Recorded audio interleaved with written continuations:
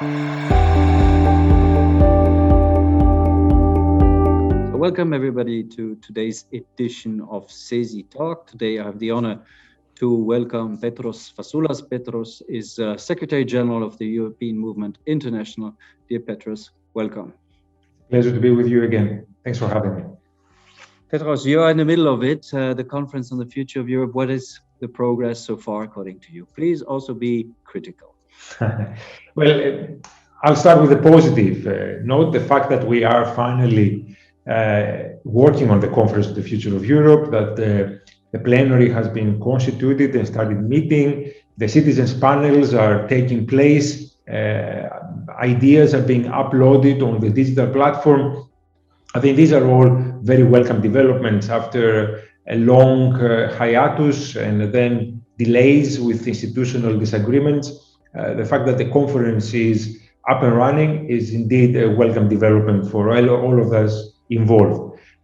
We think that there are some very important innovations in it, and we want to make the most out of it. But like you said, not everything is going smoothly. The plenary seems a little bit overcrowded with the usual institutional actors, myself included, perhaps. The citizens' panels are there's still questions around the composition and the exact purpose of them.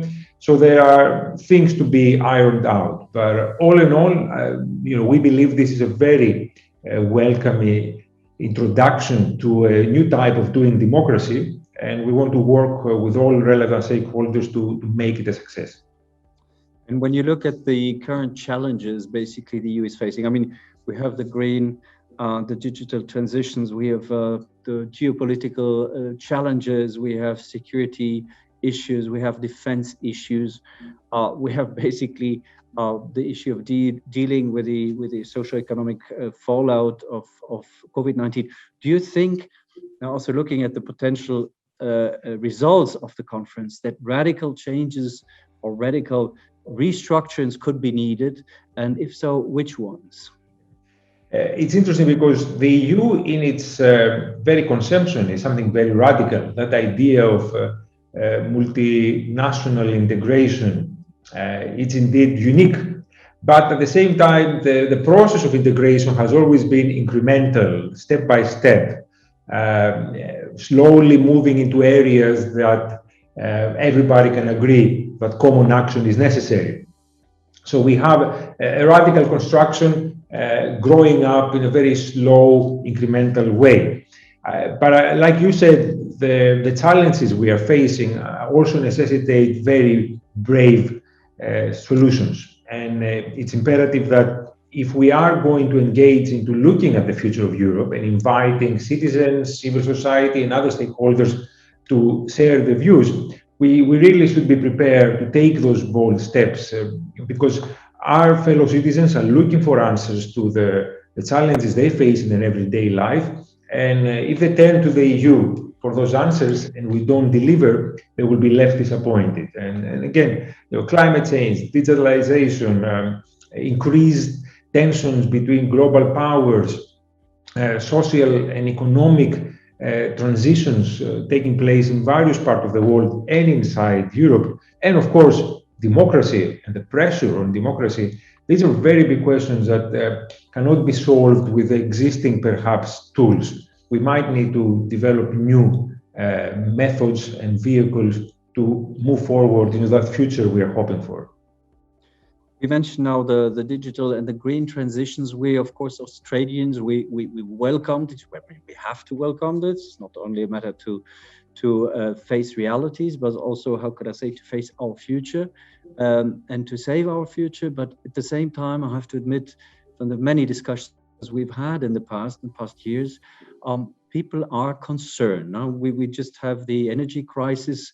Basically, people speak of the energy crisis coming up. What does it mean for citizens, these green transitions? What does it mean for workers, let's say, in those sectors which will be hit, let's say, by these transitions? How important are for you, let's say, social policies at EU level to flank these transitions? And can you maybe also give the one or the other example? We say, yes, this was really an added value of the EU to help workers in the European Union? No, the role of Europe and the EU in particular is hugely important in this case because, like you said, those challenges affect citizens and workers across our continent, and they cannot be dealt with by a single member state. In fact, if we try to do this in a piecemeal function on our own, we will probably fail. So it's very important to look at those things at the European level and find common solutions. And I think the efforts that the EU has been making, the European Commission in particular, but also the European Parliament, of course, and the Council, towards a more social agenda are very welcome indeed. You and your members have been very involved in developing some of the ideas. There is, of course, more to do, but the pillar on the social rights is certainly an important element in that effort that keeps everybody focused. At the same time, when we're talking about the green agenda and greening our economy, I think it's important to have there the legislative but also policy instruments that ensure that people are enabled to make the most of the opportunities, but they're also protected by the challenges, and not just in terms of the consumption of energy, but also how we produce energy and how we distribute energy. And in that sense, the role of workers is imperative because they will have to be the ones delivering that transition. So they also have to be involved in the decisions that affect them and their jobs going forward. And again, the role of citizens in the decision-making process becomes even more important in that sense. Petros, you're Secretary General of the EMI. Imagine it was Christmas today. What would be your biggest wish for the next year? Well, there are many wishes that unfortunately will be all difficult to materialize at the same time. But if indeed I had the opportunity to choose one, I would like to see perhaps a coming together of the European Union as an organization. We have been dealing with crisis for the best part of the last 10 years, maybe even more, starting with the financial crisis, the sovereign debt crisis. Then we followed with the migration crisis. Of course, the pandemic followed. So the EU has, in a way, been in a crisis mode for far too long, and that has led to a straining of relations. And we need to make sure that that kind of tension doesn't spill over and compromise the integrity of the European Union. At the same time, it offers the opportunity because it has reminded us that all those crises cannot be dealt with unless we work together.